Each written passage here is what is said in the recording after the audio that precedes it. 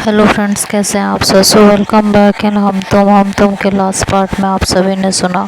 Sorry, थोड़ी disturbance आ रही है, ड्रायर लगाया जा रहा है मेरे घर में, तो बस थोड़ी देर की डिस्टरबेंस है।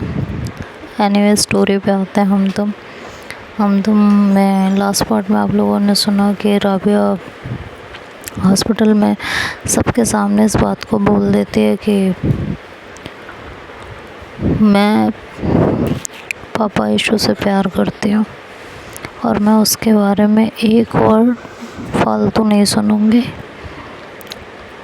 ना मैं उसके बिना रह सकती हूँ और ना जब तक वो होश में आएगी मैं ना यहाँ से हिलूंगी। मैं यहाँ से कहीं नहीं जाने वाली, चाहे आपको अच्छा लगे चाहे बुरा लगे।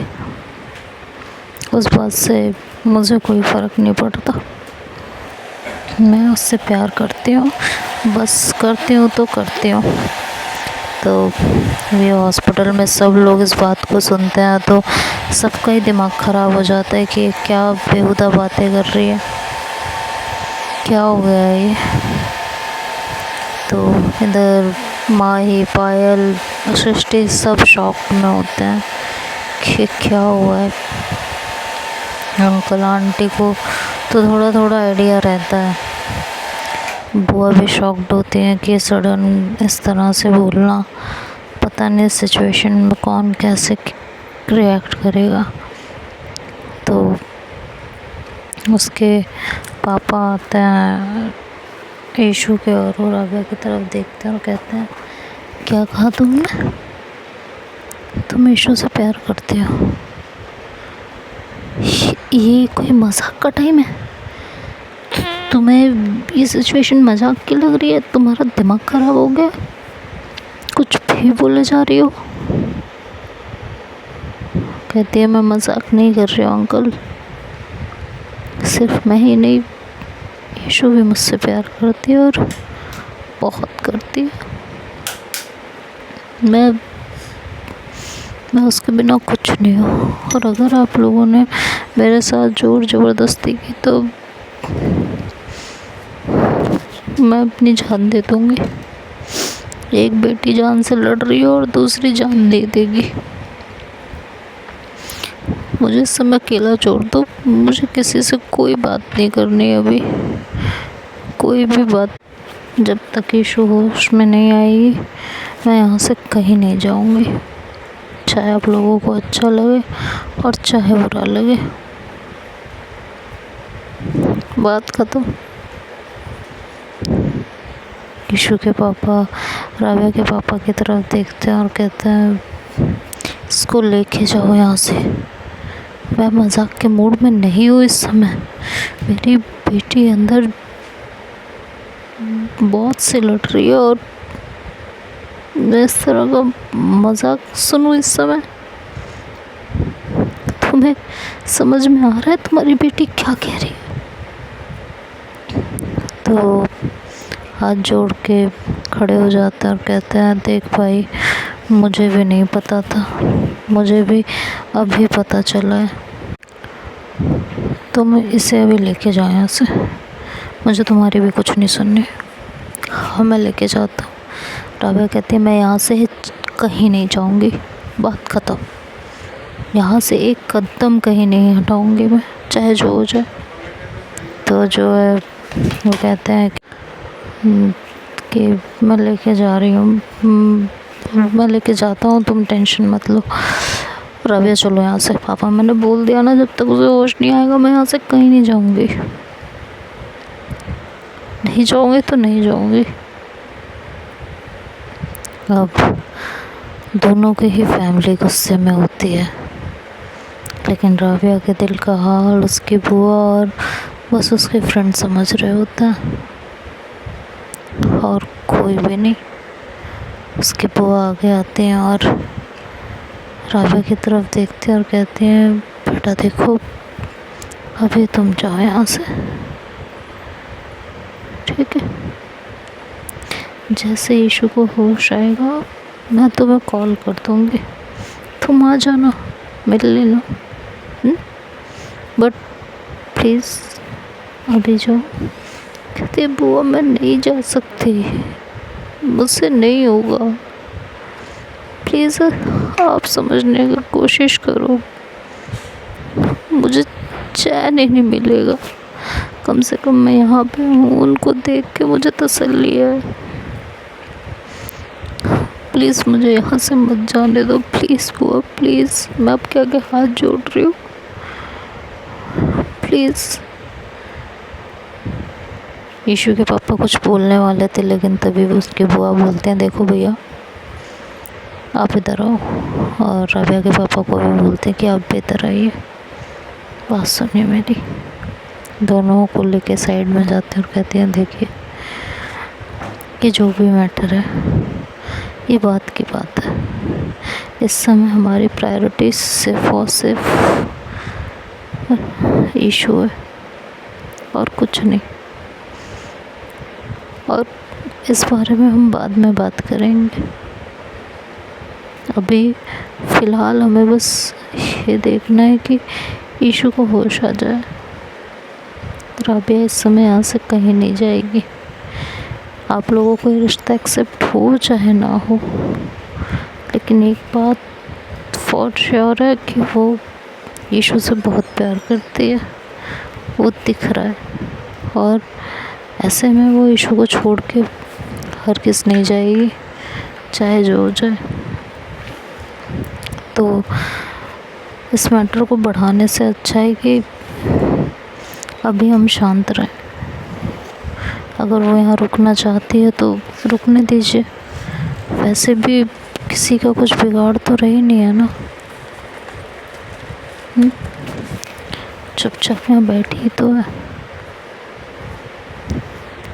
अगर कोई तमाशा करती, कुछ करती तो बात भी है। तभी वहाँ मान आता है और कहता है, ईशु का एक्सीडेंट नहीं हुआ है पापा।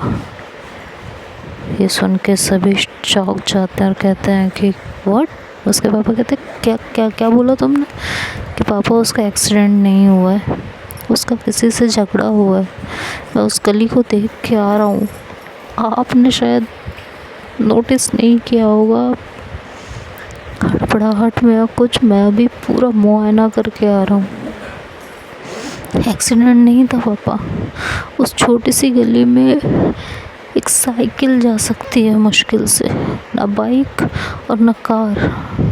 एक्सीडेंट कैसे हुआ उसका, आप खुद ही सोचिए ना, कैसे हुआ, किस तरीके से हुआ, कुछ तो सोचिए। ज़रूर ईशु का किसी के साथ झगड़ा हुआ है, तभी उसकी हालत हुई है, लेकिन किसके साथ ये पता नहीं कर पा रहा मैं अभी, लेकिन मैं पता करके छोड़ूंगा कि आखिर वो कौन इंसान है जिसने मेरी बहन की ये हालत की है। मैं उसे छोड़ूंगा नहीं, चाहे जो हो जाए, कुछ भी हो जाए, मैं उसे छोड़ूंगा नहीं। इसके पापा कहते हैं, मुझे नहीं पता, और राबिया के पापा की तरफ देखते हैं और कहते हैं, देखो मैंने तुमसे आज तक कभी कोई हेल्प नहीं मांगी, आज मैं तुमसे एक हेल्प चाहता हूँ। राबिया के पापा कहते हैं, तुम बस हुक्म करो दोस्त, जान हाजिर है मेरी तेरे लिए। तो कहते हैं, मुझे वो इंसान 24 घंटे के अंदर मेरे सामने चाहिए जिसने मेरी बेटी की हालत की है। मैं उसे ज़िंदा नहीं छोड़ूंगा, चाहे जो। तुम मुझसे प्रॉमिस करो कि तुम उस इंसान को 24 घंटे के अंदर यहाँ मेरे सामने लाके खड़ा करोगे। वो मुझे नहीं पता कैसे और क्या करोगे, मुझे वो मेरे सामने चाहिए, चाहे जैसे। राबिया के पापा कहते हैं, मैं तुझसे वादा करता हूँ 24 घंटे के अंदर वो तेरे सामने होंगे। चाहे जैसे। मैं उन्हें ज़मीन आसमान कहीं से भी ढूंढ के निकालूंगा चाहे जैसे, और वो तेरे सामने हाजिर करूंगा। बस मुझे ये जानना है कि कल क्या क्या हुआ था और ईशु कहाँ कहाँ गई थी। बस मुझे वो बता दो, उसके बाद तुम सब कुछ मुझ पे छोड़ दो। तो जितनी डिटेल उन्हें पता होती है वो बताते हैं, जितनी अमान को पता होती है अमान बताता है। उसके बाद माही से पूछा जाता है, मतलब फैमिली के हर एक मेंबर से सारे क्वेश्चंस किए जाते हैं और पूछा जाता है उनसे। तो वो कहती है कि माही कहती है कि मेरी तो लास्ट कॉल पे बात हुई थी अंकल, बस उसके अलावा मेरी बात नहीं हुई उससे। फिर सृष्टि से पूछते हैं, अब सृष्टि क्या बोले उसे समझ नहीं आ रहा होता। अगर वो सच बताएगी तो उसके भी भेद खुलेगा, और अगर वो नहीं बताएगी तो जो है सच्चाई पता नहीं चलेगी। तो बहुत परेशान होती है वो, अब वो करे तो क्या करे। लेकिन फिर वो हिम्मत करती है और कहती है, अंकल वो माही से मिलने, ओ सॉरी पायल से मिलने गई थी लास्ट टाइम यहाँ से। उसके बाद पायल की तरफ देखते हैं, पायल कहती है मुझसे मिलके फिर उसने कहा वो घर जाएगी, क्योंकि सृष्टि वहीं थी तो मैंने कहा था सृष्टि को भेज देना। तो उसने कहा था हाँ ठीक है मैं घर जाके सृष्टि को भेजती हूँ। तो इसके आगे मुझे भी नहीं पता कि कहाँ हुआ, क्या हुआ, कौन लोग थे, मुझे नहीं पता। तो पूछते हैं कहाँ मिले थे तुम लोग, तो बताती है। तो कहते हैं कि ठीक है थैंक यू, मुझे बस इतना ही जानना था। तो कहती है अंकल बस आप पता कर लो कौन थे वो लोग जिसने ईशू का ये हाल किया है। कहते हैं डोंट वरी मैं पता करूँगा। तो देखते हैं आगे क्या होता है, नेक्स्ट पार्ट में सुनेंगे। तब तक के लिए बाय बाय, टेक केयर।